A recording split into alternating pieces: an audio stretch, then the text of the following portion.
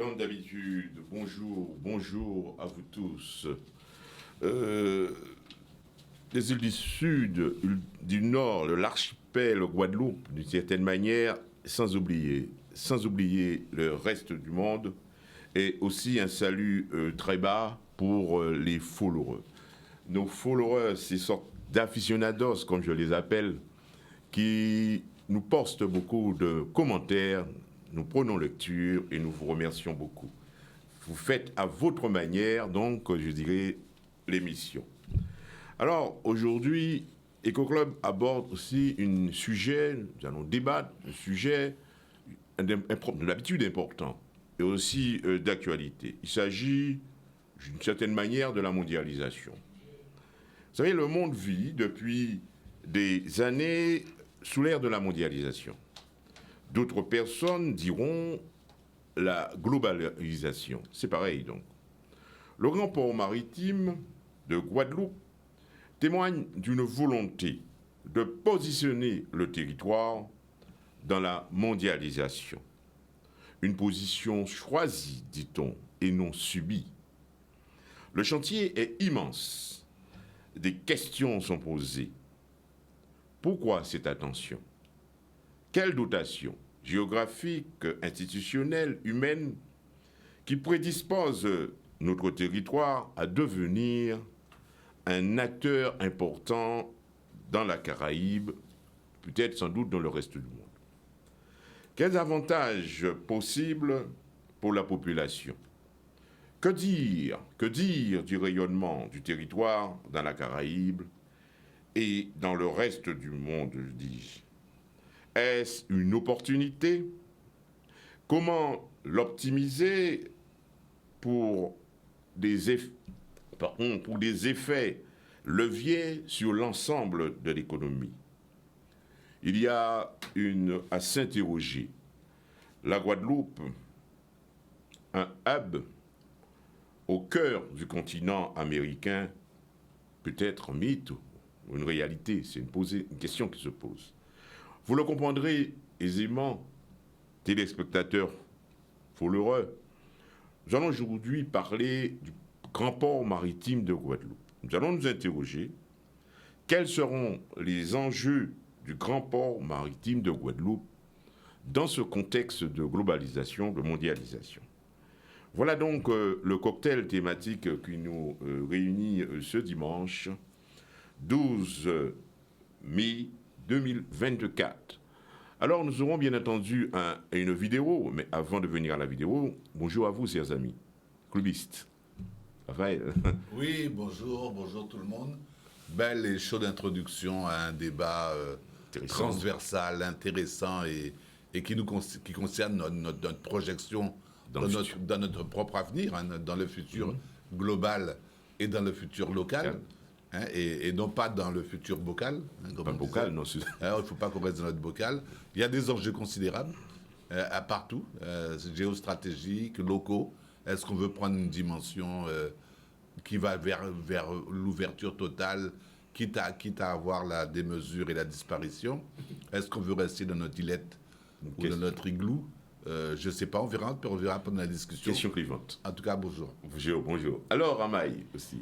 Bonjour à tous, bonjour aux amis du plateau. Je voulais lancer un bonjour particulièrement aux îles, parce que j'ai beaucoup d'amis qui nous regardent, EcoClub, fidèles à EcoClub, tant à Saint-Martin, Saint-Barthélemy qu'au Saint-Amand-Galante, des Irades. Et donc, je voulais avoir une pensée justement particulière pour ces gens-là, et puis à toutes les autres personnes de la Guadeloupe, et d'ailleurs, notamment nos amis de la France hexagonale qui nous regardent. Donc merci à tous et bon dimanche à tous. Oui. Alors je voulais quand même signaler un petit...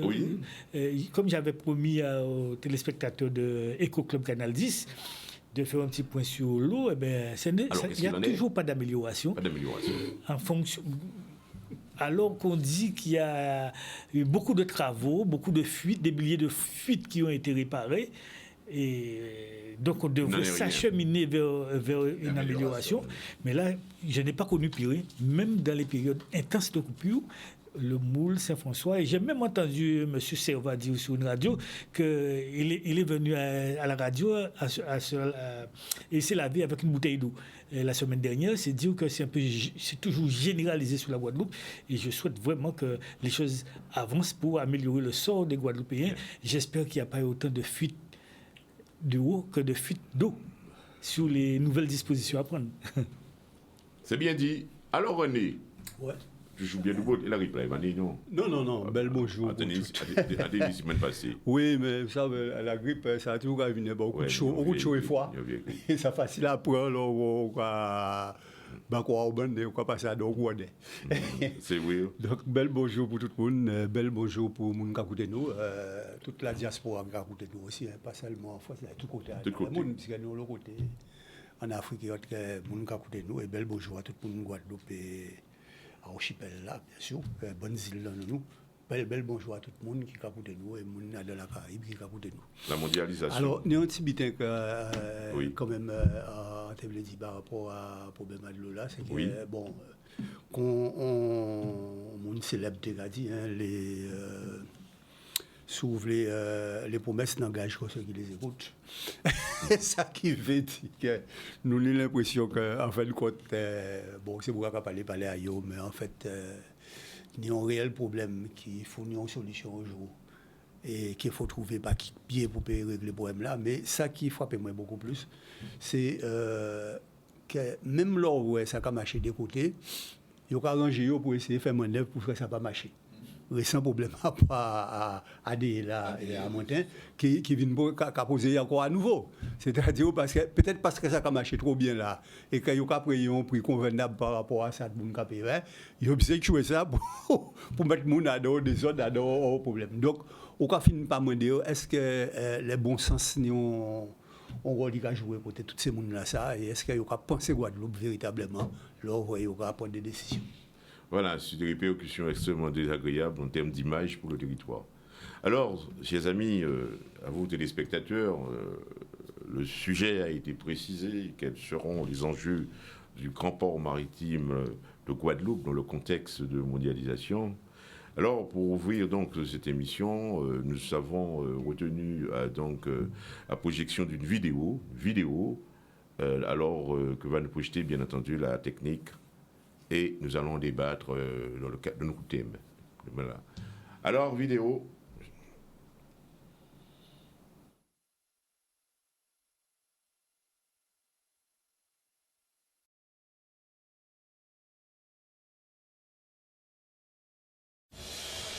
Toi, tu manges une pizza, moi je préfère un bon sandwich libanais au falafel.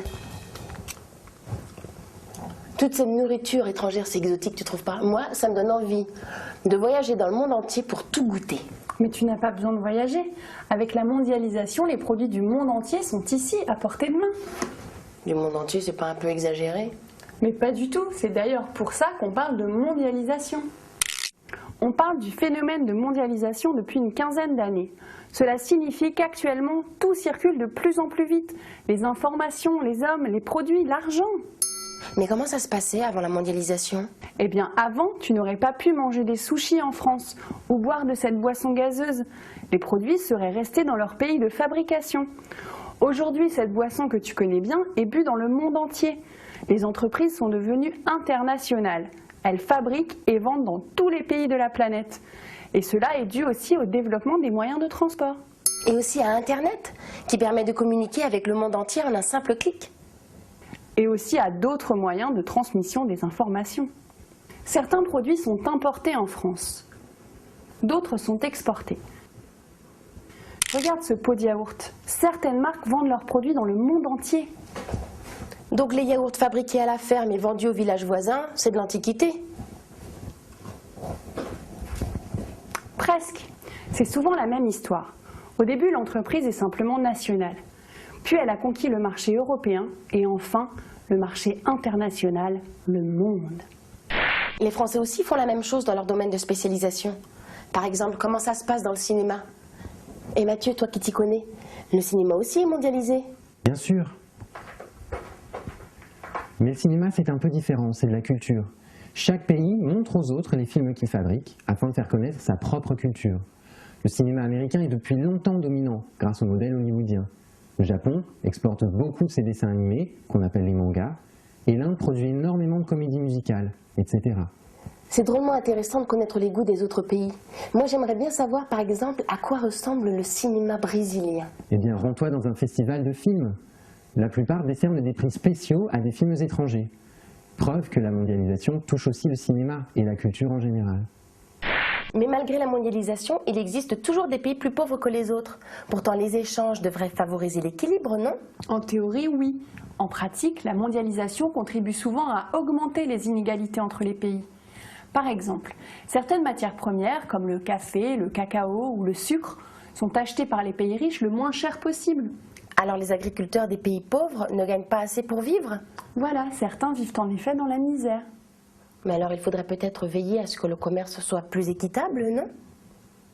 La mondialisation touche tous les pays et concerne tous les domaines. L'économie, la politique, la culture. La circulation des hommes, des marchandises et des informations est de plus en plus rapide, ce qui intensifie les relations entre les pays du monde en accroissant parfois les inégalités. Oh, il était bon ce falafel!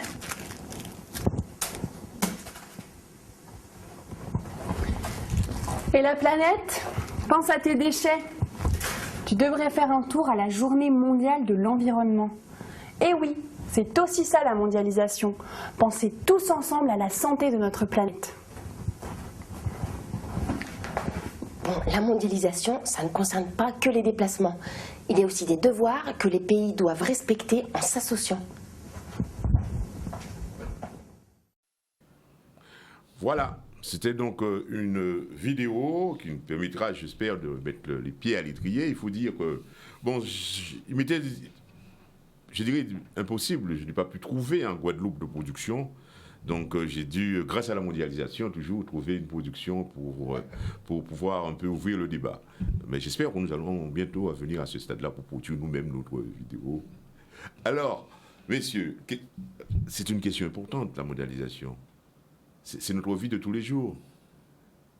Le grand projet, pour en venir, le grand projet du port, le grand port maritime de Guadeloupe s'inscrit bien dans cette philosophie. C'est un sujet qui est aussi, me semble-t-il, clivant. Quand on regarde en Guadeloupe, il y a ceux qui partagent, il y a ceux qui ne partagent pas. Alors, avons-nous des atouts, je dirais, pour nous, Guadeloupe, sur le plan peut-être géographique, institutionnel et sans doute sur le plan humain, nous dotations en personnes ressources pour pouvoir en tirer profit de ce projet qui est un projet extrêmement important. Alors, comment dire? Oui, bon, je vais me lancer. Alors, c'est vous qui faites le débat de toute manière. Quand tu dis que c'est un sujet clivant, oui. Il y a deux thèses. Il y a la mondialisation heureuse et la mondialisation malheureuse. Je crois que c'est les deux termes.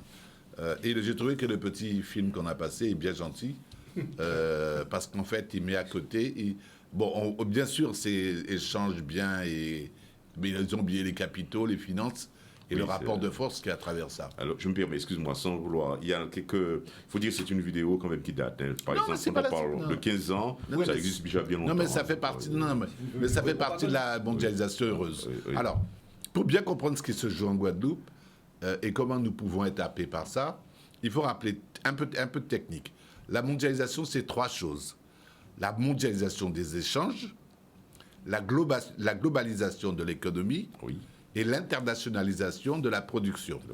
Ce sont ces trois éléments. Quand on parle de mondialisation, on parle de ces trois-là en même temps. Ça va ensemble.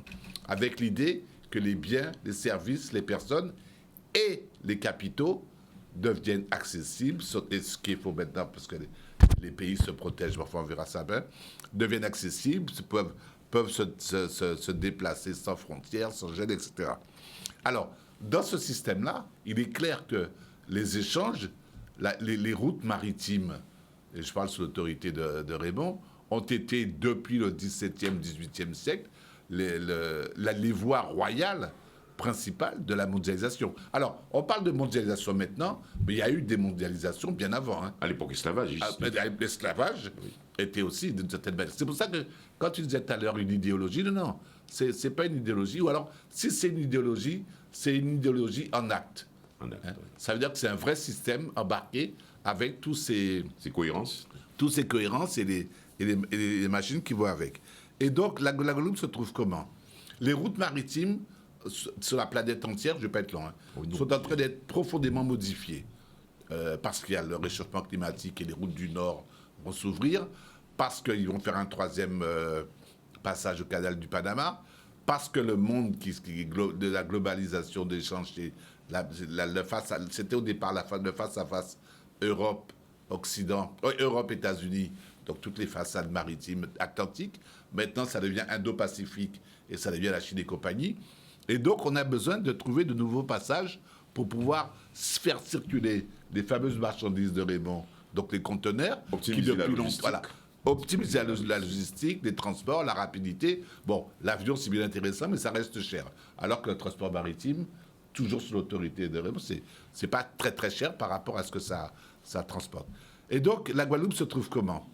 Il faut reprendre une petite carte géographique, voir un peu comment est la Guadeloupe par rapport au Panama et les grands ports maritimes qui existent, ceux qui seraient capables ou qui voudraient jouer le jeu du redéploiement, soit sur la côte est américaine, qui est hyper développée, soit sur le sud des États, soit sur l'Amérique du Sud, donc qui se développe énormément, soit vers l'Europe. Oui. Et donc il se trouve qu'effectivement, la Guadeloupe, la Martinique aussi, mais la Martinique, c'est intéressant. Non, pas toutes les Antilles, pas n'importe quoi. Oui. Saint-Domingue, ça ne les intéresse pas. Porto Rico n'est pas dans le coup. Et Saint-Domingue, Caucedo, bon, ils n'y vont pas tellement alors qu'ils auraient la capacité au niveau des infrastructures. Parce que le développement se fait avec des infrastructures. La mondialisation se fait sur des infrastructures, et notamment des infrastructures maritimes. Et la Guadeloupe, alors peut-être intéressante, on n'a pas un port d'eau profonde, mais on va l'aménager, c'est ce qu'on fait maintenant. Et on a surtout une plateforme derrière qui remonte à plus de 30 ans. Il y a déjà 30 ans, je me rappelle du temps d'Amédée Adélaïde, on parlait déjà de l'axe port-aéroport comme autoroute de développement, alors même qu'on n'était pas dans la mondialisation, mais qu'il y avait déjà cette vision de projection pour faire entrer des biens et les redévelopper. Donc l'idée, c'est faire venir des super conteneurs qui vont traverser le nouveau canal de Panama, qui vont arriver dans cette zone de l'Atlantique et des Caraïbes, qui vont redéployer donc sur des petits conteneurs, des petits bateaux, leurs biens, et qui vont les dispatcher partout, sur l'Amérique du Sud, l'Amérique du Nord, et la France, qui sont des pays de grande consommation. On est dans le hub. Et on est complètement dans ça. Reste à savoir qui est dedans, si c'est la Guadeloupe elle-même, en tant que pays important. Je ne dirais pas souverain, mais en tant qu'acteur important, si c'est considéré déjà, alors la zone aéroportuaire qui est extraordinaire, hein, il y a je ne sais pas combien d'hectares qu'il y a, il y a une capacité d'emmagasinement qui est énorme, si c'est considéré que c'est une... Parce que l'idée, c'est touch and down. Vous déposez un conteneur, il repart aussitôt après, et à chaque fois que vous déposez un conteneur, vous gagnez de l'argent. Et l'argent, en principe, reste sur place. Ça encore, il faudra vérifier. En termes de volume et capacité aussi. En termes de volume, en termes de capacité, en termes de logistique, en termes d'éclatement, tout ce que tu veux. Et effectivement, c'est comme tu dis souvent, c'est presque de la software. Il n'y a aucune production, c'est que du service, c'est que de l'organisation. Et à chaque fois, sur le jackpot, vous tirez quelque chose. Alors, ça peut valoir le coup. Reste à savoir qui tient les manettes, qui tient les finances, et qui est qui dans cette histoire-là. Qui veut en tirer profit. Qui vont tirer profit. Alors, Raymond, c'est bien dans le domaine, il est dans le port, le bureau. Il est le port. Dans le port, et alors, c'est important quand même qu'il y ait un grand port ici, un grand port maritime. Sinon, les acteurs du transport seraient bien confrontés à des difficultés, c'est important, bien important. Ah oui, pour moi, c'est une excellente chose, parce qu'il faut quand même que la Guadeloupe puisse... s'ajuster à la donne mondiale. S'ajuster pour prendre sa place dans ce concert mondial. Sinon, ça va largement dépasser. Et puis, une fois qu'on a loupé le train, ce sera particulièrement difficile, voire impossible de s'accrocher. Mais je voulais, avant de rentrer dans le développement de ce que pourrait être le grand port Oui. maritime de la Guadeloupe. Vous savez, il y a une nouvelle nomination pour la directrice de la CGM. Oui, Ou le oui, directeur, en tout cas le responsable de la CGM. Oui. Et donc on en a parlé aux informations vendredi soir, je crois, de cette nouvelle nomination. Et figurez-vous, il y a plus de 40 ans que je fréquente le port et on a une Guadeloupéenne Une qui est Guadeloupe. nommée à la direction de la CGM Guadeloupe. C'est une femme de grande capacité qui a, On salue d'ailleurs. qui a eu de grandes responsabilités Oui. au port de Guadeloupe, déjà pendant Oui. plusieurs dizaines d'années, et qui était mutée autre part pendant peut-être 5 ou 6 ans, Oui. et aujourd'hui qui revient, mais dans un secteur privé. C'est la CGM, Oui. c'est ma CGM, c'est quand même une entreprise privée, donc il laisse le côté Mondialisé. fonction publique, fonction publique, et qui a été appelée par la CGM pour être la directrice, Pour conduire là-bas. le bâtiment CGM, qui a quand même c'est important, c'est énorme hein, comme responsabilité, et donc je félicite cette dame. C'est une jeune, Une Guadeloupéenne. charmante et comment dire, imposante dame qui va endosser la fonction dans quelques jours. Oui. Bon, je vais citer son nom parce que ça a été dit à la presse déjà. Donc c'est Madame Valérie Séné. Séné. Et donc à qui j'adresse toutes mes félicitations et tous mes vœux de réussite. Et j'espère que compte tenu de sa capacité, la femme que je connais, elle a l'envergure, la capacité, l'expérience, l'autorité, l'organisation qui est la sienne pour pouvoir mener à bien cette énorme responsabilité concernant les affaires de la CGM Guadeloupe. CGM Guadeloupe. Alors, maintenant, concernant le grand port, Raphaël a parlé à juste titre, tout ce qu'il a dit concernant la mondialisation, l'internationalisation, et l'autre thème, c'était quoi? La globalisation. La globalisation, c'est tout à fait vrai. Et donc, les petits pays, mais tout en restant dans la Caraïbe, et qui ne peuvent pas rentrer dans ce système-là, seront obligés de ramasser à peine les miettes pour juste subvenir à leurs besoins internes. Parce que, comme disait Raphaël, il faut des infrastructures aux Antilles, dans la Caraïbe. Ça ne pilule pas partout. Hein. Et c'est là que je dis, en dépit de tout ce qu'on peut entendre, tout ce qu'on peut dire, on a quand même des infrastructures. On a portuaires, qu'aéroportuaires, et même dans d'autres domaines administratifs et privés, un niveau qui... on n'a rien à jalouser, en tout cas du reste de la Caraïbe. Nous avons ce qu'il faut. En tout cas Et donc, pour ce qui concerne la mondialisation, le grand port maritime de la Guadeloupe, qu'on appelle aussi Guadeloupe-Port-Caraïbe, qui a une consonance quand même. Vous voyez le lien. Hein? Guadeloupe-Port-Caraïbe, c'est aussi une appellation qui est adoptée officiellement pour le port de Guadeloupe. C'est le grand port maritime de la Guadeloupe. Oui. Qu'on appelle aussi Guadeloupe-Port-Caraïbe. Et on voit la similitude qu'il y a avec l'aéroport Paul-Caraïbe. Oui, connexion. Vous voyez, donc il y a ce côté-là aussi à soigner, donc pour préserver. Comme ça fait quand on dit Paul, ça fait, comment dirais-je, une cible, quelque chose d'important, de fort, de puissant. Donc,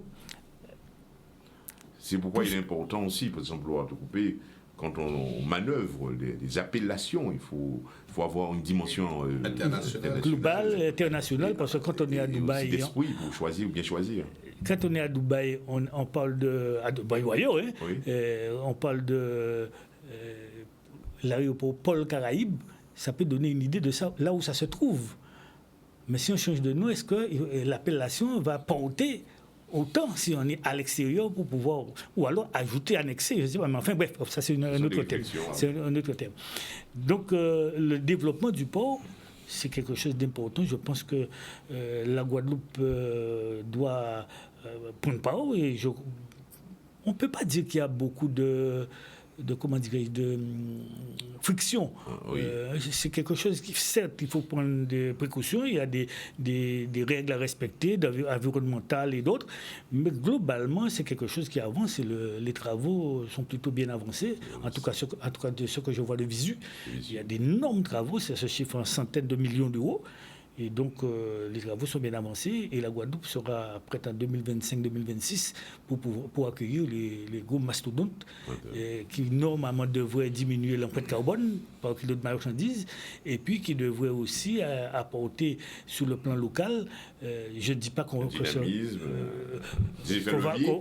va récolter la totalité parce que c'est des boîtes, des conteneurs qui vont passer, mais il faut décharger sur un bateau, déposer, recharger sur un autre bateau. Donc, déjà, il y a aux environs une centaine de dockers, voire même plus, pas loin de 150 dockers qui seront embauchés, en plus. Donc, vous voyez, déjà, ça fait quand même un paquet. Et l'activité portuaire qui va certainement engendrer d'autres développements en import pour la Guadeloupe, mais en export aussi. En export aussi. Donc, ça peut être intéressant. Et donc, il vaut mieux avoir ce levier à utiliser que de ne pas l'avoir du tout. Eh bien, c'est bien dit, on est dans le sujet. Je crois qu'on m'a fait ici une petite page publicitaire. René, vous expliquez-tu bien. Et puis, on vient à cette page publicitaire. Juste pour dire que cette grande dame qui nous met dans une structure privée, qui est, tu m'as dit... Séné, Valérie. Oui, de la CGM. Oui, la directrice de la CGM. Directrice de la CGM sur le secteur privé. On a connu malheureusement le fiasco du MAC, Memorial Act, c'est autre chose. C'est le secteur public. Le Memorial Act, c'est le fiasco. Mais oui, mais il y a la belle... Attends, c'est le fiasco.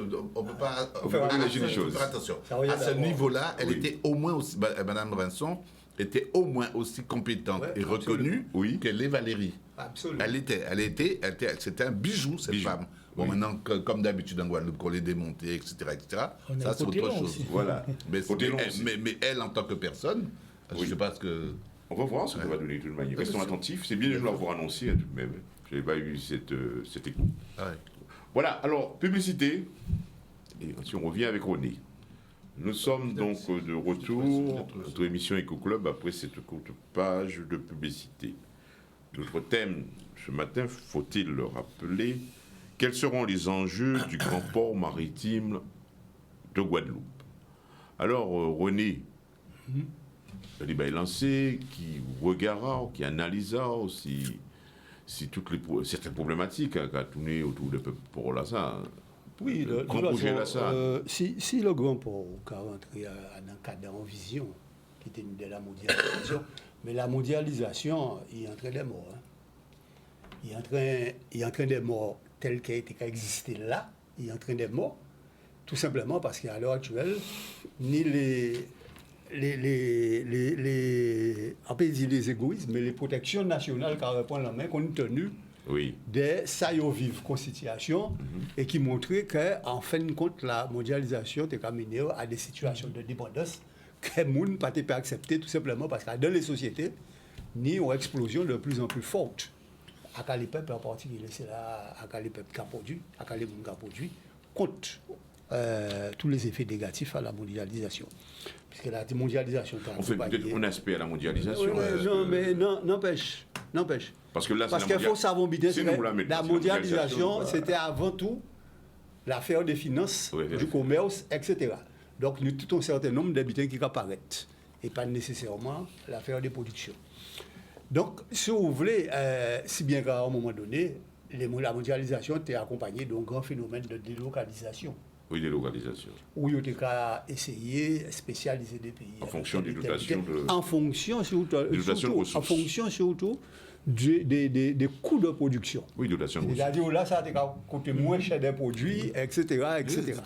Donc, si vous voulez, c'est tout ce phénomène-là, ça, qui crée toutes les distorsions qui fait que on y a un certain nombre de sentiments d'exploitation, d'oppression, de révolte et tout ça, qui a fait qu'à l'heure actuelle, la mondialisation telle qu'elle était conçue au départ, en train de prendre, on tape. Bon. Mais la mondialisation, enfin, la mondialisation qui existait toujours, parce que si vous voulez, Le commerce, c'est un commerce international, là, pas un commerce simplement local, là, etc. C'est un commerce international. Et si vous voulez, la finance même, en train de venir, et c'est en réalité une finance internationale, qui obligatoirement quand c'est adapté, etc. Donc, si vous voulez, le grand port rentre dans le cadre de tout phénomène de développement, à le commerce international en particulier. On ne peut parler du côté de l'Europe avec la route de la soie. Et là, on peut parler aussi, à partir du canal de Panama, la nécessité d'un commerce beaucoup plus important qui va passer par le canal de Panama et la nécessité d'un des ports d'éclatement. C'est quoi qu'il y a des ports d'éclatement? Ni la Jamaïque, qui était et ni la Guadeloupe, tout simplement. Nous avons un deuxième problème, c'est que la Guadeloupe a trouvé une situation géographique extrêmement intéressante. Oui. Il y a en mi-temps à l'arc de la Caraïbe, en mi-temps à l'heure Y de la Caraïbe. Oui. Et il y a des conditions géographiques, etc., qui ont fait que, si vous voulez, il y a un terrain favorable pour permettre ça. Le tout, c'est qu'il n'y a pas de grand port, etc. Il n'y a pas de port en eau profonde, parce qu'il n'y a pas grand port en eau profonde, tout ça. Il ne faut pas oublier que le grand port en Guadeloupe n'a pas simplement Jarry. C'est Forlans, c'est Bastère. En fait, le grand port a géré à la fois l'aspect commercial, mais aussi l'aspect tourisme, etc. Donc, si vous voulez, l'aspect là qui a intéressé nous beaucoup plus, c'est là qui est lié à l'ouverture à le canal de Panama et à l'élargissement du canal de Panama. Tout simplement parce que nous avons une route à ces conteneurs-là qui a monté. Et il y aura fait de nous, si vous voulez, en zone de distribution, justement, à partir de ces gros conteneurs-là. Donc, il faut on part en eau profonde pour recevoir tous ces qualités gros conteneurs-là. Et il faut tenir aussi, on peut permettre, si vous voulez, de faire la transition avec les autres petits bateaux pour faire etc. Bon. Ça c'est, si tu vois, et du point de vue économique, c'est un atout.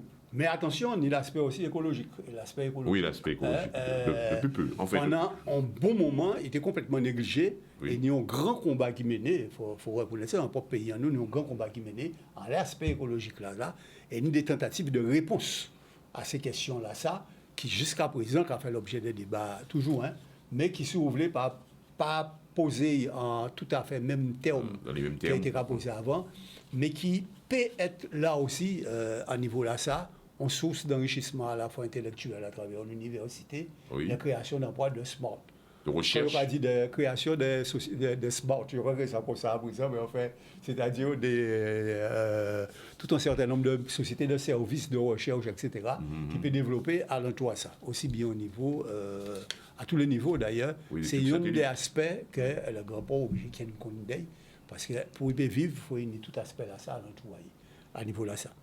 C'est le gros inconvénient, le gros problème là, c'est qu'il ne faudrait pas que ça vienne un butin qui a renforcé l'import-export et qui en fait a détruit toute possibilité de développement en production en pays, surtout au niveau commercial, et qui met en cause tout un certain nombre de combats qui a mené pour permettre justement de développer à la fois l'autoconsommation, c'est-à-dire, etc. Il ne faudrait pas que justement il desserve nous plutôt qu'il desserve nous, d'avoir gros problèmes en nous, en pays en nous. C'est d'abord et avant tout nécessité à ce que nous ayons une production suffisamment conséquente pour nous permettre que justement les grands ports viennent utiles à développement commercial, aussi à ces produits-là, et que nous pas venons pas simplement d'envahissement de produits qui en fait détruit toute possibilité de production. Est-ce que ça va dépendre de nous? Alors, attends, ça dépend de nous. Oui. Et si vous voulez, toute infrastructure politique et économique là que nous avons en nous, si nous pas ni, nous prions aussi. Bien sûr. Si nous pas ni, nous que subir. Et il faut nous être très conscients de ça. Si nous pas ni, nous que subir. C'est-à-dire qu'il n'y a pas d'autre monde qui fait pas place en nous. Donc, il faut nous nier problème là sans main. Ou alors, nous techniques simplement qu'à subir ça, il faut laisser bon nous et après ça, bien parce que ceci. Donc, c'est ça qui est un jeu extrêmement important. Alors, précisément. Merci, précisément, on en a déjà discuté à plusieurs reprises ici, et c'est là, dans ce contexte-là, plus que jamais, nous aurons à avoir de nos responsables économiques et politiques qui vont valider Politique, les deux. pour appuyer le développement, avoir un programme de développement agricole, industriel. C'est inscrit dans le futur. Donc, c'est parce qu'on aura le trafic sur place. Oui. On aura les liaisons pour pouvoir déjà servir le local Et dispatch. et aussi exporter.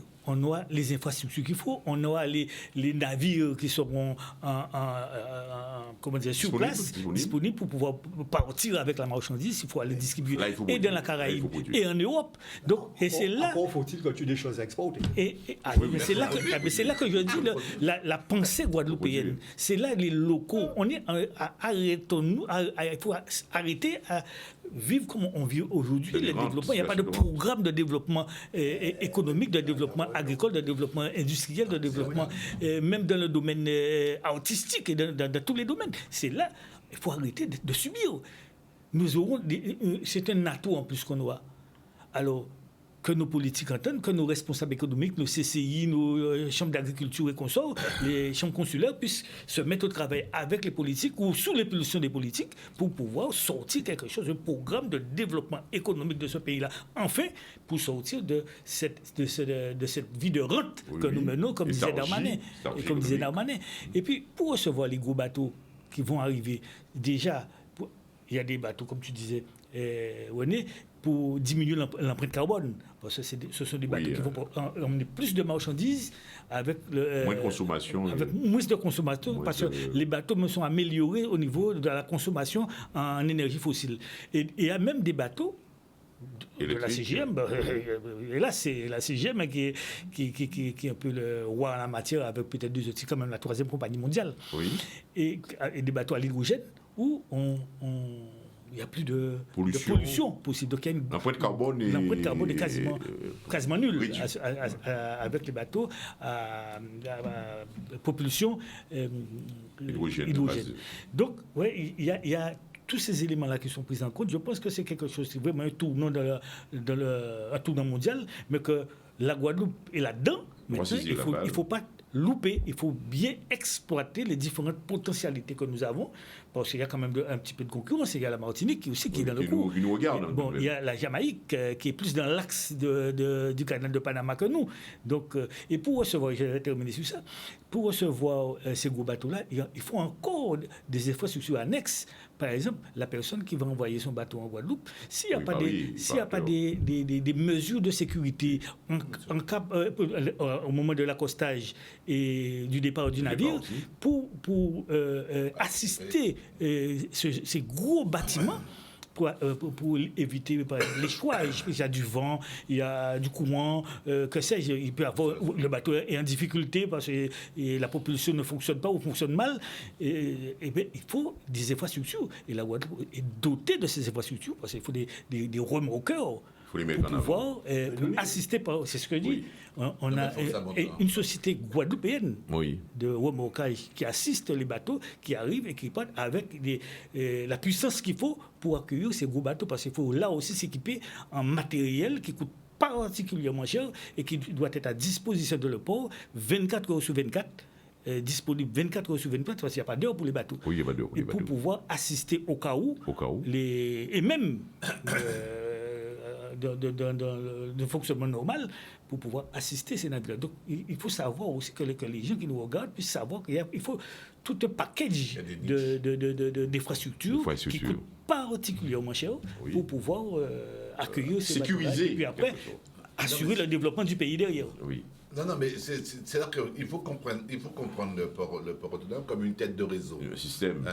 C'est une tête de réseau. Et à partir de là, ça va aspirer des filières où ça va aspirer des réseaux encore qui vont venir consolider, conforter. Il faut que nous soyons là. Et il faut qu'on soit là. Mais ça fait 20 ans qu'on dit ça. Enfin, moi, personnellement, ça fait 30 ans qu'on dit ça. Et on ne voit rien venir. Alors, au niveau de la production, il est clair que des bateaux vont repartir. Des centaines de bateaux vont repartir et vont s'éclater partout. Mais il faut qu'on puisse mettre des choses dedans. C'est vrai pour l'artisanat, c'est vrai pour les produits de première nécessité, pour tout. Mais la production, une production, ça m'est passé pendant 2-3 ans qu'on l'a fait. Or, jusqu'à présent, personnellement, je ne vois toujours rien venir. Ouais. Donc, au niveau de la production... Alors, qu'est-ce qui va se passer? Et c'est un petit peu ce que disait René en filigrane. La mondialisation qu'on a connue a été confrontée à 3 chocs. Le premier choc, c'était le libéralisme. Le libéralisme. Hein? Oui. Le libéralisme, c'est 3 choses. C'est d'une part la dérégulation, d'autre part la déréglementation, et troisièmement l'externalisation. Oui, Et excellent. ces 3 éléments-là ont amené un véritable éclatement et un choc, une guerre entre libéralisme et mondialisation. Et c'est le libéralisme qui a gagné. Parce que justement, la mondialisation, politiquement, n'a pas été régulée. Ce qui a régulé la mondialisation, c'est la loi du marché. Et, ça veut dire n'importe quoi. Le Covid a démontré ça aussi. Voilà. Alors, ça mène à la situation qu'on connaît un peu maintenant et qui revient à quelque chose. C'est le choc entre producteurs et consommateurs. Hein? La production est partie, la externalisation. On le voit bien en France. Maintenant, dans le dernier voyage de X, le chinois, là, Macron, notre président préféré, lui demande de rapatrier des entreprises en France et de les ramener. Le mec a dû rigoler jaune, pas jaune parce qu'il est chinois, mais jaune parce que c'est la couleur du rire. En disant, le mec croit qu'on va ramener. Vous avez externalisé, délocalisé, Et vous dites exporté toute votre production. Par contre, les consommateurs sont là chez nous et à pas cher. Et vous croyez que les mecs vont ramener ça? Mais vous rigolez. Et bon, il y a un autre choc entre producteurs et consommateurs. Et ce choc-là, c'est celui qu'on aura en Guadeloupe, parce qu'en tant que consommateur, on est bien. Économie de rente. En tant que producteur, ça mérite, ça demande à voir. Alors que ce qu'il y a à produire, ce sont des avantages concurrentiels qui sont spécifiques à la Guadeloupe. C'est pour produire la même chose que ce qu'on fait ailleurs, c'est même pas la peine. Alors, c'est pas que ce n'est pas possible. Hein. Je rappelle qu'Hong Kong n'est pas plus grande que la Guadeloupe. Taïwan aussi. Taïwan n'est pas plus grande que la Guadeloupe. Et pourtant, ils sont... Bon. L'autre chose, c'est le choc qui est entre démocratie et dictature. On s'en aperçoit maintenant de plus en plus. Les pays démocratiques ne sont pas très très bien armés pour faire face. Elles sont chancelantes, elles sont remises en cause à l'intérieur d'elles-mêmes et elles ne sont pas très armées par rapport à des pays qui ont une rigueur, une verticalité dictatoriale, qui sont beaucoup plus faciles pour prendre des décisions, les faire passer, etc. etc. Et puis, il y a le réveil des peuples.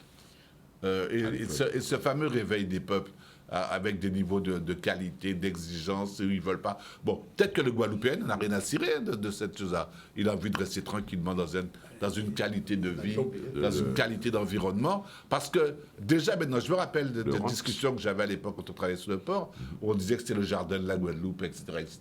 On le dit tout le temps, mais c'est un jardin, c'est des joysticks, hein. C'est pas des arbres qui sont plantés, c'est pas des maraîchers. C'est le mec qui vient avec son petit joystick, là, son petit machin, il fait ses affaires, les conteneurs montent. Et je rappelle, et je parle sous l'autorité de Raymond, que le port de la Guadeloupe tel qu'il est maintenant, quand ils volent bien, est un des ports les plus performants. Je dis bien quand ils volent bien, parce que dans la réalité, c'est pas tout le temps. Mais les portiqueurs, il y a eu des concours qui ont été faits par rapport à Marseille, par rapport au Havre, par rapport à Dunkerque, et ce sont nos portiqueurs qui ont gagné. Ce nombre de touch and down par jour. Donc il y a des enjeux phénoménaux, hein, mais qui sont des enjeux de croissance et de développement. Comment on va faire la croissance? Est-ce qu'elle sera encadrée? Est-ce qu'elle sera conseillée? Est-ce qu'on aura les créateurs, les producteurs à la base? Les ambitions. Et puis des gens ambitieux, des gens qui ont envie d'y aller. Il faut de l'ambition. Il faut de l'ambition, puis il faut des gens qui vont bosser sur quel produit on va se positionner. Si c'est canne banane, c'est pas la peine. Hein. Où est-ce qu'on va aller avec ça? Subvention. Donc il y a des vraies questions qui sont posées. Je dis simplement que ces questions sont posées il y a plus de 20 ans. On va arriver aux échéances maintenant. Et les réponses, c'est même pas les réponses, les éléments de réponse sont même pas, on les voit même pas à l'horizon. Alors je sais pas où est-ce qu'on va. René, putain là. Oui, non, mais ça peut plaire. Putain arrête, parce que. Mais il faut faire attention avec subvention, hein, parce qu'il n'y a pas ni pour un produit agricole en France qui n'est pas subventionné. Excusez-moi. Hein. Oui, Aka dit ça en passant. Non, Aka dit ça en passant. Aka dit ça en passant parce que son manière trop simple de faire balayer les questions. Bon. Juste une parenthèse. Non, mais Aka dit ça de manière très claire. Présentateur, juste David, nous aimons toujours nous référer à la France. Non, non, Acadien en France. En France qui pas subventionné. Non, mais pas ni point agriculture en Europe qui pas subventionné, si vous voulez. Oui, tout le monde. Et même dans le monde, les États-Unis et compagnie. Bon, et là, on voit d'autres types de régimes. Eh bien, c'est des députés d'État. Excusez-moi. Mais dans le cas présent. Alors, à nous éviter. Dans le cas présent, il y a subventionné, mais il y a. Donc, ok, je suis complètement d'accord avec l'automobile, le solaire, tout ça. Tout ça, oui. Aux États-Unis, c'est subventionné. Boeing, le problème de Boeing maintenant. Oui. Mais le problème, c'est pas tant le problème de la subvention, parce que c'est tant mieux pour eux, c'est le problème de la compétitivité. Il faut être compétitif. Il faut être compétitif. C'est essentiellement ça. Ouais. Compétitivité. C'est essentiellement ça. En termes de ressources. Il faut que tu rennes. Il faut qu'on rende ces ressources là qu'on est là et qui permettent de vous monter en industriel. Il faut rendre compétitif de façon à permettre effectivement qu'ensemble, on vive essentiellement, en parlant de pays ni subvention, mais vivent essentiellement de ces ressources-là. Ça. OK? C'est ça qui est important. D'ailleurs, deuxième problème là, c'est qu'il faut bien garder dans les situations. Hein. Par exemple, on prend encore un problème à la voiture électrique là. Les Chinois très en avance et les Chinois qui ont inondé le marché de voitures électriques tout ça. Quand les autres États ont fait. Quoi vous trouvez nous? Non, mais quand les autres États ont fait, les autres États ils ont dit bon ben il y aura prendre des mesures, de taxation exceptionnelle pour faire en sorte que ça pas concurrence État. Mais nous en Guadeloupe, nous ne pouvons pas prendre mesure de taxation exceptionnelle puisque même si octroi des mers là, ils ont dit nous pas de droit. Alors non, mais il faut nous clair à l'habitation. C'est pour ça qu'on a dit qu'il faut un véritable projet. Effectivement, de développement pour le pays. Alors, il y avait des mesures qu'on doit prendre sur le plan d'abord assurer, si vous voulez, quand même, besoin naturel, besoin et tout ça, à travers une taxation, douane et tout ça, qui en faveur à développement là, et en même temps, il faut insérer dans le cadre de le commerce international. Pas de problème côté là, ça, et le grand port. Alors, deuxième problème qu'il faut dire, c'est que les expertises, à part ça, qu'à manquer nous en Guadeloupe. Oui.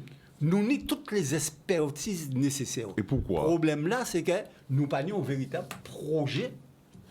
Un projet, oui. Un véritable projet par rapport à pays en nous de développement et qui sur le plan politique. Ça, c'est bien à 40 ans. Et de mettre en place tout un certain nombre de mesures qui ont servi projet là. Ça. C'est ça que nous bannissons à un pays en nous. À part les expertises que nous bannissons. Dans le même sens.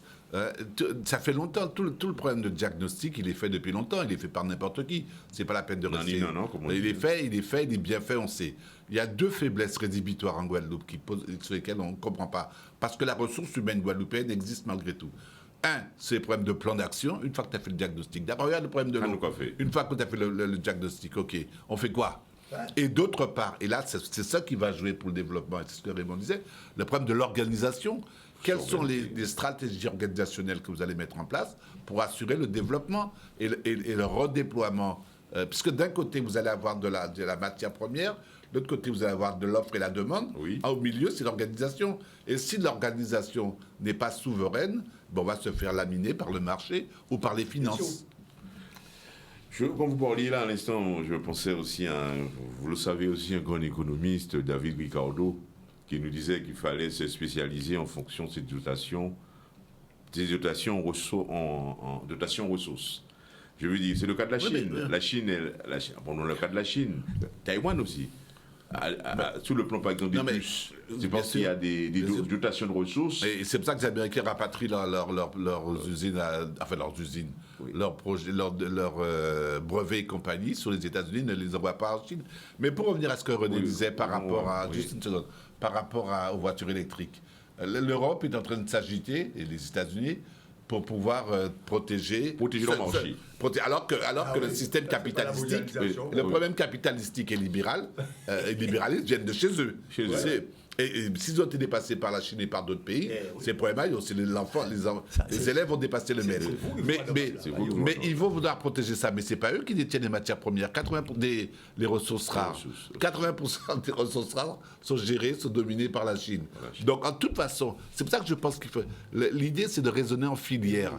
Attention, vous raisonnez en silo. Vous avez protégé vos voitures électriques, allez empêcher les Chinois d'entrer. Mais ils ne rentrent pas que par la voiture électrique, ils rentrent par les semi-conducteurs, ils rentrent par les produits dérivés, ils rentrent par les terres rares, ils rentrent partout. Oui. Vous n'avez pas barré, puisque c'est une avancée qui est qui est frontal, et qui est généralisé. Donc, il faut avoir un autre logiciel mental que celui de l'Occident, et pour nous, la Guadeloupe, un autre logiciel mental que le logiciel de rente, pour pouvoir comprendre les avantages qu'on peut tirer, si on veut le faire. J'insiste, hein, parce qu'il y a beaucoup de gens qui veulent une Guadeloupe traditionnelle à des années 30. Hein. Les années 30, c'est ça. Pourquoi pas? Qui fait la modernité, comme on dit, entre guillemets, modernité. Alors, Raymond, il y a du travail, il y a du travail à faire. Ouais. Parce qu'en fait, après tout, avant tout, c'est de s'inscrire dans la modernité, comment faire, et le plan d'action, comme disait René, à long terme. Nous là, quand nous faire en 50 ans. Ça, il faut, dans la mesure possible. Déjà, on aurait dû déjà être prêts. Nous y sommes. Hein. Bon, la mondialisation, enfin, en tout cas, le grand port de Guadeloupe, ça y est, hein, c'est parti, hein, ça continue. Et donc, c'est à nos responsables, tant économiques, politiques, sociales, économiques, culturels, de mettre en place un certain nombre de choses. Il y a une cellule qui travaille, comme la région, par exemple, qui est habilitée pour pouvoir assurer le développement économique. Le développement de la Guadeloupe de manière générale, ce serait plutôt à la région aujourd'hui de prendre le relais, de créer. C'est déjà même tard, enfin, il n'est jamais trop tard pour bien faire, pour pouvoir créer une cellule pour lancer les différentes possibilités, pour exploiter les potentialités qui s'offrent à nous pour développer le pays et profiter pour avoir de la production suffisante pour aller vers des produits en export pour la Guadeloupe. Je me rappelle déjà, il y a au moment de la conteneurisation de la banane. Ouais. Et donc, vous savez, la CGM, qui emmène la banane en Europe, en France, oui. Disait, bon, les conteneurs, ce sont des conteneurs frigorifiques qui coûtent particulièrement cher, on appelle ça des reefers, qui coûtent particulièrement cher, qui partent remplis de bananes, mais qui retournent à vide. À vide, qui retournent à vide. Il y a un problème là, bien sûr. À certaines périodes de l'année, en fin d'année, on peut toujours les remplir dans les deux sens, mais à d'autres périodes, c'est un problème. Mais pour les conteneurs secs, qu'on appelle des conteneurs dry, alors les conteneurs arrivent remplis pour l'alimentation, ce qu'on appelle que c'est les jardins à la Guadeloupe, en termes barbares aussi. Alimentation, oui. Donc, et là, ces conteneurs-là retournent vides. Vide aussi. Voilà. Et donc, on avait pensé, j'avais entendu parler à l'époque déjà. Pourquoi ne pas créer des produits pour emmener vers la métropole dans les conteneurs vides, pour rentabiliser dans les deux sens? Mais ça rentabilise, la CGM va gagner de l'argent. Voilà, c'est le but du jeu. Lorsqu'on est en entreprise, le but du jeu, c'est de gagner de l'argent. Oui. Mais en même temps, on va développer le pays. On va développer. Il faut construire ça. Donc, c'est gagnant-gagnant. Tout le monde gagne. Et on avait parlé à l'époque, je me rappelle, de la patate douce. Quelque chose qui est relativement facile à produire. Tous les 4 mois, 3 mois. Et voilà, maintenant, on en France. Et voilà. Et donc, c'était une possibilité à l'époque pour pouvoir développer la patate douce, pour envoyer des conteneurs de patates douces sur la métropole et peut-être ailleurs. Donc peut-être que l'idée est là, on peut toujours voir avec la patate douce, mais avec d'autres choses aussi.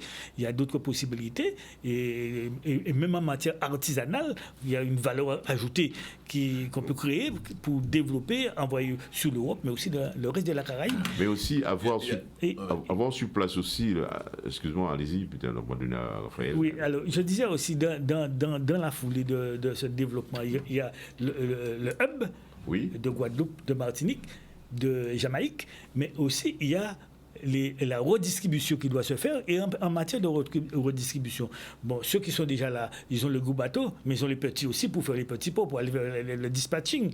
Bon, il y a d'autres, il y a déjà des liaisons, parce que souvent j'entends dire qu'il n'y a pas de liaison entre les îles de la Caraïbe. C'est vrai qu'il n'y a pas de liaison, ça mérite d'être développé. Mais il y a déjà quand même un axe de développement qui est un axe hebdomadaire qui se fait historique, hebdomadaire qui se fait depuis la Martinique jusqu'à Saint-Barthélemy, et où on passe pratiquement devant les 2/3 des petites Antilles de la Caraïbe, des îles de la Caraïbe. Donc c'est un axe déjà, il y a une colonne vertébrale qui peut être exploité pour, à ce moment-là, faire des ramifications sur les îles où on passe devant. Il faut aussi que les autorités, notamment, j'ai entendu dire par un haut responsable de la Guadeloupe que ça n'existe pas. Or, c'est faux. Et c'est exploité par des Français et par des Guadeloupéens en plus. Donc il y a aussi et monsieur comment le Corica, Julien Mérillon, il faut qu'il le sache aussi. On en avait déjà parlé. Il faut qu'il sache pour savoir ce qui existe, ce qu'on peut déjà faire, ce qu'on peut greffer dessus pour le développement de la Caraïbe. Très rapidement, une seule phrase. C'est important ce que Raymond dit. C'est pour ça que moi, d'accord, quand discuter avec Raymond, il n'y a pas de problème, quelles qu'elles soient les différences que nous pays. Tout simplement parce que Raymond a un secteur d'activité qui est extrêmement important, justement, pour le développement des relations intérieures, etc. Et il faut renforcer, justement, la présence guadeloupéenne de plus en plus dans ce secteur-là. Ça. Et ça, c'est un gros travail à faire, qui c'est à la fois un travail d'éducation, etc. etc. Oui. Précision à Raphaël. Juste deux mots dans le sens de ce qui est dit maintenant. Ce dans quoi on doit s'inscrire maintenant. C'est une véritable révolution mentale. Le problème n'est pas technique. Le problème n'est même pas politique. Pour nous, pour moi, et Dieu seul sait si ça fait 50 ans qu'on en parle, le problème est dans la tête. Il faut qu'on passe à... Il y a deux cheminements qu'on doit faire. D'une part maintenant, valoriser la prospective. C'est-à-dire comment on est capable de se projeter à court terme, parce qu'il y a des choses, des échéances, à moyen terme et à long terme. Donc valoriser la prospective. Et la deuxième chose, arrêter de subir le passé. C'est pas parce que le passé a été comme il a été. Il fut ce qu'il fut. Que ça signifie que c'est une fatalité qui va se reproduire à vitam aeternam. Il y a moyen pour nous, acteurs présents, de devenir auteurs de schémas de développement. Et avec tout le monde, et tous les Guadeloupéens, il y a moyen de faire venir. Il y a des Guadeloupéens partout. Nous, on avait besoin d'un gars dans une entreprise bien précise. On était allé le chercher à Boston et on l'a trouvé. Et avant qu'il soit à Boston, il était à Hong Kong en train de faire un truc. Et maintenant, il travaille à Gardel. Ils sont partout. Donc, il y a des gens partout. Oui, une page publicité, on me fait signe, on revient avec ce développement, cette belle progression sur la thématique qui est la nôtre aujourd'hui. Voilà. Alors, nous étions, ce grand port maritime de Guadeloupe, finalement, c'est une opportunité pour le développement. C'est une opportunité. Alors, si je peux enclencher. Oui. Alors, pour aller dans le... continuer ce qu'on disait tout à l'heure, là, je pense que cette opportunité nous ouvre des perspectives et je pense qu'on doit saisir, que j'ai parlé du monde économique, les chemins insulaires, la région, ce sont des acteurs de développement. Premier rang, en tout cas. Je pense que, comme je disais tout à l'heure, que la région qui a la responsabilité du développement économique, il serait bien de la part de la région de monter une cellule englobant toutes les personnes concernées pour voir quelles sont les possibilités qu'on a, les axes de développement qu'on a et des axes compétitifs pour pouvoir s'intégrer dans la production. Dans la production, que ce soit agricole, industrielle, culturelle ou artisanale, pour rentrer dans la production guadeloupéenne, déjà pour l'autosuffisance pour ces produits-là, mais aussi pour aller vers l'export. Comme je dis, on a cette possibilité. Mais il y a... Donc, c'est ce qu'à mon avis, de monter une cellule ou autre chose qui puisse répondre à cette demande et mettre en place les axes de développement. Les axes de développement. Avec des les axes compétitifs. Tout. Mais il y a aussi, parallèlement à tout ce qui se passe et qui est déjà en cours, mais qui risque de s'accentuer, c'est tout ce dont on a besoin en matière dans le domaine économique pour pouvoir assurer ce développement, la maintenance par exemple des moteurs marins de nouvelle génération, les réparations navales. Il y a tout un tas de développements qu'on peut faire, on parle d'économie bleue. Là il y a un surcroît de demande. Il y a une demande qui sera bien établie et on doit pouvoir répondre à la demande, par exemple, même en vente et en réparation de matériel électronique, parce que vous savez, ces bâtiments-là, ils ont bourré d'électronique. Donc, des radars super sophistiqués. Donc, il y a cette demande qui va s'amplifier et on doit se préparer. Souvent, les bateaux sont obligés de partir parfois en panne pour aller se réparer à Porto Rico, peut-être à Miami. Mais là, il y a ce pôle de développement à mettre en place aussi. Mais là, c'est un problème de vision. Mais théoriquement, on en parle. Non, c'est pas point de vue. Soyons clairs, c'est pas. On a dit, c'est pas Est-ce point que de nous vue. voyons ça comme ça? Beaucoup de valeur point de ajoutée dans ça, hein. diagnostic. Oui. C'est pas point de diagnostic. Il faut identifier les pistes de développement et les demandes n'existent jamais maintenant. À notre portée. Et ensuite, il faut être, excuse-moi de dire ça, mais être intelligent. Ça veut dire, l'intelligence, c'est quoi? C'est l'adaptation. Hein. On voit, le développement, c'est pas une science.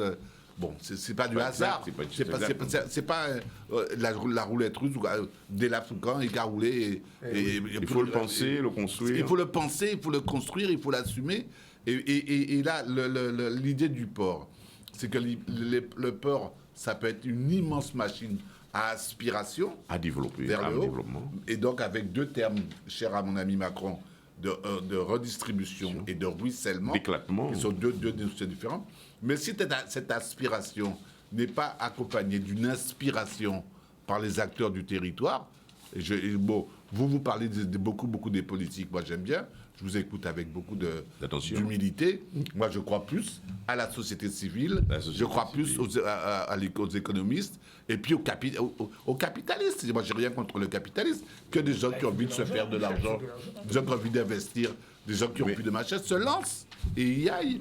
Mais très souvent, dans tout le software, dans toute la logistique, il y a, pour mettre autour de tous ces outils de développement, il y a de la place pour des initiatives privées. il y a une personne qui me disait récemment, mais c'est bon, il faut constater que très souvent, quand dans certaines fonctions de Guadeloupéens même, Oui, bien sûr. une fois ils vont à un certain niveau, c'est politique.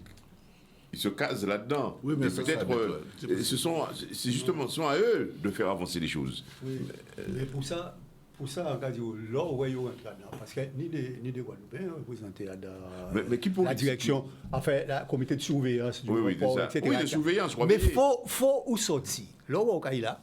Faut sortir. Et c'est pour ça qu'on est d'accord avec ça. Oui, mon dit. Allez, pour faut justement on réflexion tout ton travail. Faut sortir de la représentation pour entrer dans le fait qu'on soit acteur ou porteur de projet, de décision et de développement. Faut faire ça. Et pour ça, pour les porteurs de business, ça n'a pas fait 26 ans réunion là et on dit de sortir tête à au cacaché. C'est un travail qu'a fait. C'est-à-dire que, d'accord avec ça, on a dit, faut véritablement des structures qui ont joué et rôle qui des structures de réflexion d'État qui ont joué de l'autre côté. Pas pour payer. Sinon, on ne peut pas auteur de bon. Et ces structures-là, ça, a pas un problème de politique tout seul. Ça a touché aussi bien les politiques, qui l'économique, qui les différentes. Parce qu'il y a des différents organismes d'économie et chambres de commerce, etc., qui représentent dans ça. On a des universités, moi je les appelle et des universités. Oui. On a des laboratoires. Et oui. De temps en temps, ils sortent des choses. Hein. Mais ils ne sont pas très virulents. Très impliqués dans la vie. Il faut qu'ils s'impliquent, il faut qu'ils. Tout ce qu'on c'est dit. parce qu'il y a pas nous, on n'est pas mal, économistes, nous sommes des. Enfin, la majorité d'entre nous, nous sommes des consultants. Donc c'est intéressant, on est sur le terrain, on voit des situations. On répond à des situations qui exigent parfois des niveaux d'expertise plus élevés dans la réponse. Mais au niveau de l'identification des problématiques, on le voit bien. Mais je ne sais pas, moi, il y a 20 ans, je prends un exemple dramatique. Il y a 20 ans, quand j'ai fini les négociations sucre, rhum, machin, là, la question était, est-ce qu'il faut que les ouvriers, les planteurs rentrent dans le capital de Gardel? Il y a 20 ans, 25 ans. Bon, ok, à l'époque, ce n'était pas possible pour un tas de raisons. Quid, ce qui se passe dans maintenant? La situation du moment. Ce qui se passe maintenant. Il faut 25 ans, il faut 30 ans, il faut une génération de pensée pour pouvoir mettre en place quelque chose. Alors maintenant, le temps est accéléré. Le temps va plus vite, on n'a pas 20 ans à attendre pour mettre en place une opportunité. L'opportunité, c'est le port. C'est cette orientation-là. Si rien ne se passe, il n'y a pas une déflagration mondiale, on va vers ça. Comme on dit. Donc, qui dit opportunité dit gestion de crise. Qui dit gestion, ça veut dire que ça va bouger. La gestion de crise, c'est la donne principale de la modernité. La définition que Ballandier a donnée de la modernité, il a dit la modernité, c'est le changement plus l'incertitude. Oui, ça donne. Donc, le changement, on sait où on va. L'incertitude, c'est notre domaine. Donc, allons-y, faisons des choses et engageons-nous. Soyons inspirés et inspirants. Voilà. Donc, le grand projet, ce port, il faut le répéter, c'est une opportunité pour nous. C'est à nous de la saisir. Il faut d'abord... Attends. Avant d'arriver, avant d'arriver là-dessus, comme on fait aujourd'hui, il faut d'abord dialoguer. parce que tout le monde ne comprend pas les enjeux, et les enjeux sont considérables. On peut très bien fermer le port, le bloquer, faire un no man's land, faire un territoire diplomatique, et les Guadeloupéens n'ont rien à voir avec le port. Ça, il faut pas ça. Bah, il faut pas ça. On peut faire un no man's land, on peut faire une terre, une terre machin. Donc, c'est à nous de discuter. Comme tous les projets qui concernent les gens, il faut en discuter. Il y a des débats, il y a des débats publics. Il faut que les gens s'impliquent aussi. Que les gens s'impliquent. Alors, les débats publics pour le port ont été faits déjà depuis il y a très très longtemps. J'étais dedans. Oui. Donc, c'est pas. Mais il y a peut-être à reprendre des choses, à expliquer ce que vous disiez par rapport aux écologistes. À l'époque, tu étais dans le débat public, c'est parce qu'il y avait une caille qui était dans le chemin, une caille qui était morte d'ailleurs, qui était dans l'accès au port de profonde. Bon, le débat a duré 10-15 ans. Bon, finalement, qu'est-ce qu'il fallait faire avec? Ils vont faire péter cette caille-là, puis ils vont en mettre une autre ailleurs, je crois que c'est ce qui a été décidé. Et ils en font une autre ailleurs pour reproduire l'écosystème. Et cette caille a été déjà morte depuis longtemps, puisqu'il y avait l'hydrocarbures et tout. Donc, il y a des choses. Il faut que la population. On est 380 000 personnes, c'est rien du tout. Il faut que la population s'approprie les éléments de son développement. On ne fait pas le développement sans les gens qui sont concernés. Ça déjà. Donc, alors, nous sommes dans une situation... C'est pour ça que je dis que ça peut être une opportunité. Oui, ça peut. Comme ça peut ne pas l'être, mais ça dépend de ce que nous voulons. Effectivement, je suis d'accord avec ça. On ne peut pas faire de développement sans avoir l'assentiment et l'aval du peuple. Sinon, ça n'a pas ni bon sens. Oui. Alors, nous sommes dans un contexte, on le connaît, un tissu économique qui est marqué par des petites structures. Mais une structure, elle est faite pour grandir. Raymond, t'es trop gentil. Comme d'habitude. On est dans un contexte économique qui est marqué par le colonialisme. C'est une manière aussi. Non, mais ça veut dire qu'il y a toute une dégradation objective qui vient de ça. Ce n'est pas les petites structures qui posent problème. C'est comment tu sors d'une... Parce que tout le monde commence dans son garage pour prendre Steve Jobs. Mais il faut se développer. Et après, il faut se développer.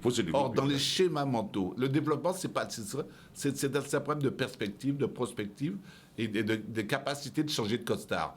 Ce qu'on disait l'autre jour, tu ne passes pas d'une entreprise familiale à une entreprise artisanale, d'une entreprise artisanale à une très petite entreprise à une moyenne entreprise. Tu ne passes pas comme ça sans changer à chaque fois de posture, de positionnement et tout. Donc, il faut éduquer un peuple, éduquer des gens par l'exemple pour qu'ils soient des capitaines d'industrie, éduquer les gens pour qu'ils s'engagent dans la production, dans leur pays, dans la vie, plutôt que de parler blablabla toute la journée et puis de rien faire ou faire uniquement des messes et des matchs de foot ou des fêtes. Il n'y a pas que la fête. Pour le nombre d'argent qu'on met dans des associations complètement bidons, et ce sera le même problème pour la jeunesse, ce sera le même problème pour la violence, pensons différemment le développement du pays. Différemment. Alors pour nous, en fait, il faut le dire, hein, c'est une opportunité, et puis c'est une occasion pour nous quand même de rayonner, je dirais, dans la Caraïbe. Alors on parle de retour des Guadeloupéens au pays. Oui, mais voilà une opportunité qui va engendrer du développement où on aura besoin de Guadeloupéens de haut niveau, intellectuellement parlant, de bien formés pour pouvoir accéder à un certain nombre de postes en vue du développement qui doit accompagner ce hub du grand port maritime de la Guadeloupe, qui va certainement avoir besoin de personnes. Et il faut aussi avoir besoin... Non, mais ça, c'est pour... on a besoin de la matière grise, c'est sûr, mais il faut aussi que les Guadeloupéens puissent rentrer arrêter avec cet assistanat, cette vie de rente et de fonctionnariat pour entrer dans l'esprit de création d'entreprise, de gestion d'entreprise, de savoir-faire en la matière pour créer son propre emploi et peut-être embaucher ensuite 1, 2, 3, 10 personnes après. Mais il faut que nous ayons cet engouement de la vie économique, de la vie d'entreprendre, le goût du risque et de faire les choses avec passion pour pouvoir développer son affaire. Ça, il y a de la place. Concrètement, ça suffit. Alors, pour revenir aux investisseurs, attention, les investisseurs qu'on a maintenant dans la mondialisation, ce sont des investisseurs internationaux, mondialisés. Ça n'a rien à voir. Donc, non, si. Mais non, mais c'est eux qui sont la Guadeloupe devenant agro-calibre. Par contre, ce que dit Raymond, c'est qu'on peut déjà, dès maintenant, identifier en termes projection. d'emploi, de projection, les métiers dont on aura besoin, les filières qu'il faudra remplir. Et ça, c'est le problème de l'éducation nationale. C'était gros terme là. C'est-à-dire qu'on ne peut pas construire un développement si ou pas ni un système d'éducation et de formation qui a servi à ce développement-là. Associé à tout ça. Et ça, on peut le faire. On peut identifier les secteurs, en termes de projection, les secteurs qui vont être pourvoyeurs d'emploi, les nouveaux métiers. Parce qu'on le sait très bien, hein, dans un projet comme ça, 80% des métiers seront à créer de toutes pièces. Ils n'existent pas aujourd'hui, mais on les connaît. On voit ce qui se passe ailleurs, à payer des universitaires pour aller voir ce qui se passe à Hong Kong, à Dubaï, à Taïwan, et qui reviennent ici avec des documents, des choses comme ça, et qu'on sache quel métier, vers quoi il faut aller. Et mettre. On avait fait un projet comme ça justement pour la Guyane il y a 20 ans. On appelait ça une filière d'intelligence. Oui. Ça veut dire identifier dès la 3e, la seconde, des gamins porteurs de forts potentiels. Et les accompagner jusqu'à Bac plus 5 pour pouvoir avoir des gens dont on a besoin, qu'on va remettre dans le circuit après. Oui, pendant qu'on y parle, là, j'ai une chose à quoi je pensais, parce que je réfléchis aussi beaucoup, comme vous. Nous allons, moi, en tout cas, je passe une vie. Je n'ai jamais eu l'opportunité d'aller voir, par exemple, le centre de lancement des fusées à Gros, à Pau. Tu as été loin du dos? Ah, bien sûr, c'est très bien. Mais moi, je dis, mais des écoles, imaginez-vous. Bien sûr. Des jeunes à l'école, il faut demander, on demande vraiment que nos jeunes qui arrivent, surtout, on n'attend pas forcément le milieu universitaire, mais qu'il y ait ce partenariat pour visiter, pour qu'ils puissent voir comment ça se passe. Même quand il y a la NASA. Oui, il faut connaître. Mais c'est comme ça les choses fonctionnent. Canaveral, tout ça, oui. Voilà. Je voulais aussi dire aussi une autre chose. Hein. Vous savez, quand on a voté, on a parlé le grand projet de loi de finances, il y avait cet article, ce fameux article 55, là où on disait qu'il fallait encourager le retour au pays. Non, mais le retour au pays... Le retour au pays qui était encouragé. Enfin, étranger, tout le monde vient. Mais oui, mais on disait qu'il fallait favoriser comment dirais-je, l'installation de personnes en Guadeloupe. Bon, on a voulu cadrer ça, ok, mais moi, je pensais personnellement qu'on pouvait, dans certains secteurs de notre économie, de notre pays, mettre de l'émulation. Parce qu'il y a des personnes qui ont de l'expérimentation, qui sont expérimentées dans leur domaine, qui viennent s'installer, c'est l'émulation. Et j'avais donné l'exemple du Guadeloupéen qui se marie avec l'agricultrice qui vient de province, qui vient avec sa culture de fromage, sa culture de saucisson et de bien d'autres. Et autour, automatiquement, quand il s'installe, les autres on vit aussi de cette adaptée. Il faut l'émulation dans un secteur économique. Si on est là, le machin du Taougé, ça ne donne rien. Donc, à mon avis. Donc le port soulève toutes ces problématiques-là. La question de l'émulation, il faut y aller, il faut s'engager. Et Raymond, vous en faites tous, vous l'avez bien dit, hein, il y a toute une projection à faire. On est d'accord là-dessus. Non, mais à partir du moment où on parle de projet, donc de prospective, on définit un ordre de vie désirable. Oui. Et par rapport à cette axe de désirabilité, ça donne une visibilité, on sait où on veut aller. Et on crée... On se donne les moyens. Une fois, en termes de développement, on commence d'abord par un développement souhaitable. Est-ce qu'on est d'accord sur le fait qu'on veuille que ça bouge? Nous, oui, mais peut-être pas tout le monde. Donc, c'est pour ça qu'il faut parler à tous les étages, et c'est possible. Ensuite, on essaie de voir le type de développement désirable qu'on a envie d'avoir, compte tenu de notre réalité, de ce qu'on veut garder, de nos solidarités vernaculaires, des choses qui sont guadeloupéennes et qu'on veut garder parce qu'elles sont importantes. Bon, ok, donc il n'y a pas de problème. Et après, ça donne un axe de visibilité. Où est-ce qu'on veut aller? Et là, on rentre dans la politique. Visibilité, où est-ce qu'on veut aller? Et ensuite, lisibilité, comment on va y aller et comment créer des ressources, à organiser des ressources pour qu'on puisse rendre possible cet avenir désirable. Mais ça, c'est de la politique. C'est là que je mets de la place, je parle, je crois, aux politiques. Ça veut dire que si on sait que, par exemple, je reprends ce que tu dis, on aura besoin d'un tas de logistique à embarquer. Par rapport à tout ce qui va se passer, et il faudrait faire l'inventaire de tout ce qui va se passer pour amener un seul bateau. Eh bien, on le sait, on connaît, ça se fait ailleurs. on se renseigne, on fait des plans d'action, on met à plat le truc, le schéma, le squelette, l'organigramme de ça, l'ordinogramme de ça, et à partir de là, on enrichit les ressources. Non, et puis, son réalité, et en même temps, il faut savoir bien, c'est que ou pas qu'à aborder des questions à le développement, si aussi, ou pas appuyer dans les deux piliers qui c'est l'école et la recherche. Sinon, ou non, bien qu'à manquer. Or, nous avons tous les éléments pour ça. Bien sûr. Tous les éléments pour ça. Mais, oui, mais est-ce que... Université autonome. Parce qu'on sait que bon, le milieu universitaire, est plus, je dis entre guillemets convoité maintenant, mais il fut un temps. C'était rouillon, hein. C'est ce qu'on entendait dire, hein. C'était des boucs qui venaient, il y avait beaucoup de d'ailleurs. Ce qu'on disait autrefois. Les choses ont beaucoup changé. Mais maintenant, ils produisent... En universitaire, normalement, sont enseignants, toute universitaire sont enseignants chez eux. Normalement, oui. Donc, ça veut dire que, normalement, et en principe, ça, il y aura fait carrière, ça, la recherche. Faire la recherche. Essentiellement. Hein. Et ensuite transmettre le savoir. Mais oui, mais ça, pour ça, il faut que, si vous voulez, les décideurs conscients que c'est là qu'ils vont récupérer le savoir à travers la recherche, etc. etc. Si on ne pas mettre les moyens, les dispositions pour que justement la recherche devienne l'élément principal à niveau à l'université, à ça, eh bien, au pays de grand-chose. Je vais rajouter un terme. Pour nous clair, un terme un peu qui va vous secouer. Tu dis, l'université, c'est recherche-transmission. Oui, d'accord, on est d'accord. Mais là, nous, ce dont on parle là maintenant, c'est production et rentabilité. Production et rentabilité. Donc, parce qu'on a eu beaucoup de situations comme ça, notamment avec l'INRA, le CIRAD et compagnie, où il y a eu recherche, il y a eu transmission, mais on n'a pas vu de production, on n'a pas vu de retombées pour les agriculteurs. Exactement. Bon, moi, je prends un exemple qui me citraille. Dans toute la Caraïbe maintenant, tout le problème des citrons, la citrine, des oranges, c'est réglé. À Saint-Domingue, ils recommencent à planter. On a Saint-Domingue, on plante tout. À Cuba, ils ont recommencé. Dans la Dominique, des agrumes. Tous les agrumes, c'est reparti, c'est impeccable.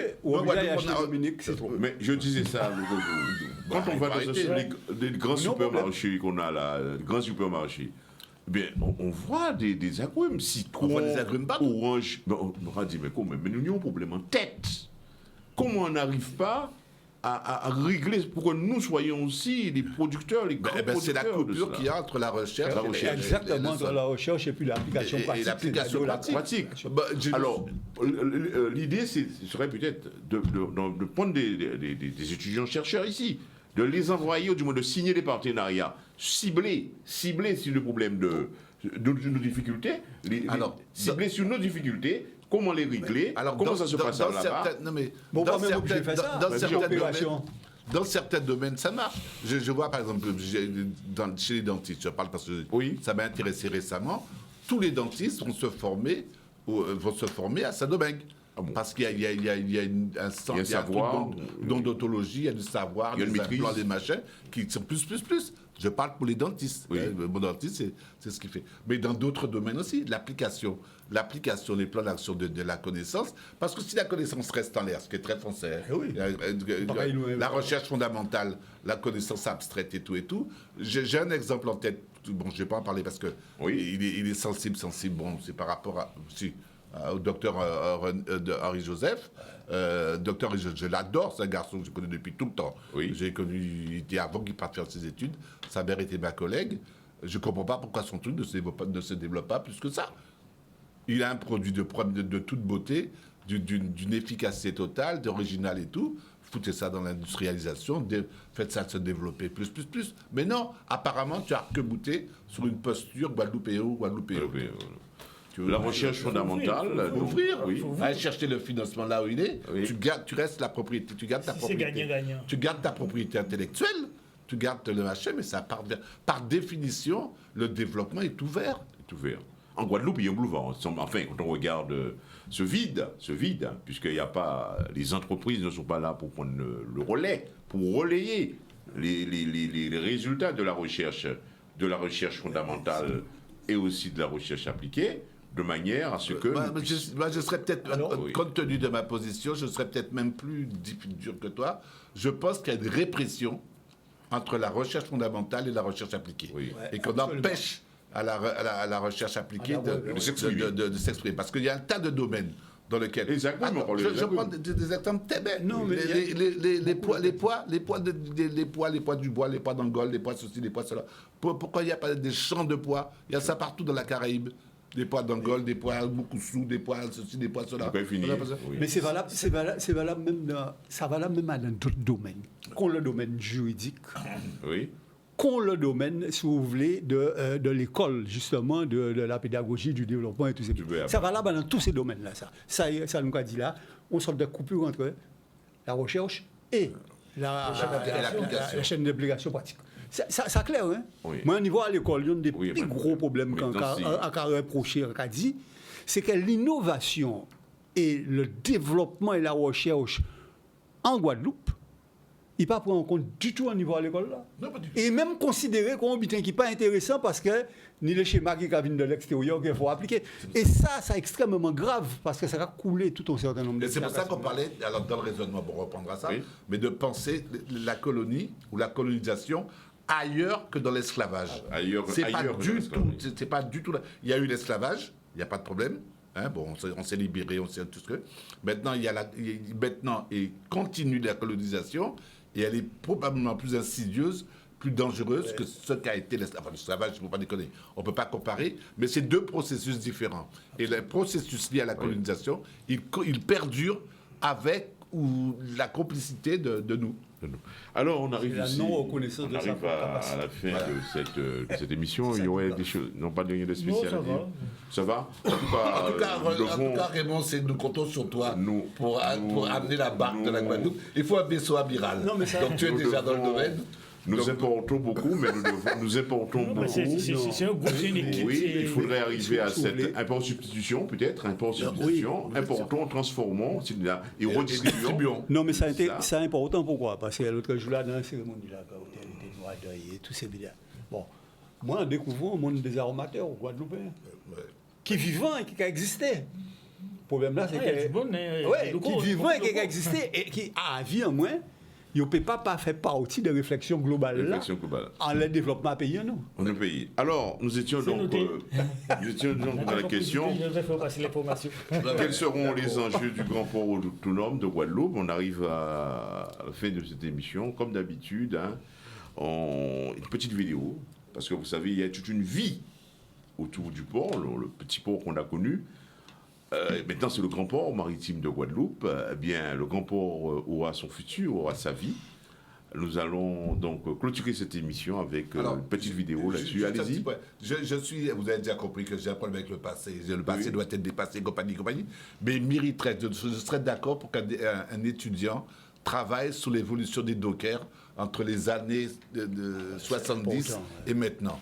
C'est extraordinaire C'est ce une qui s'est thèse. passé. C'est pratiquement Il y a une une thèse. thèse à faire Thèse à faire. entre le moment où on les payait à la quinzaine, eux-mêmes allaient Ouais. gaspiller tout leur Tu argent. peux aller jusqu'aux C'était années la 60. journée. Oui. À la journée. C'était pas la quinzaine. Tu peux- la lutte. Tu peux aller jusqu'aux années 60 et compagnie. Mais Parce oui, que c'est à ce moment-là. Mais c'est L'évolution, extraordinaire. Nous, on a travaillé un petit à l'époque, mais il y avait surtout en termes de blues, de gens qui écrivent la Guadeloupe, il y a vraiment des trucs. À l'époque, le docker, sa petite quinzaine, ses maîtresses, ses concubines, ses machins, tout ça a été laminé par la mensualisation. Il n'en voulait pas. Oui. Hein. Et il y a toute une dynamique à restituer, historique et et, toutes ces socioculturelle. Toutes ces Et machines, sans doute, toutes ces machines-là, sandwich à l'amour. On arrive.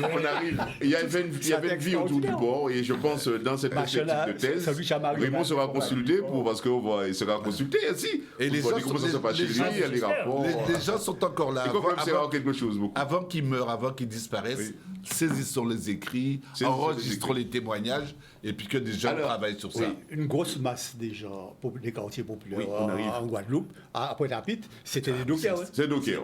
Alors extraordinaire. on arrive donc à cette fin, hein, et puis la vidéo, donc petite vidéo pour.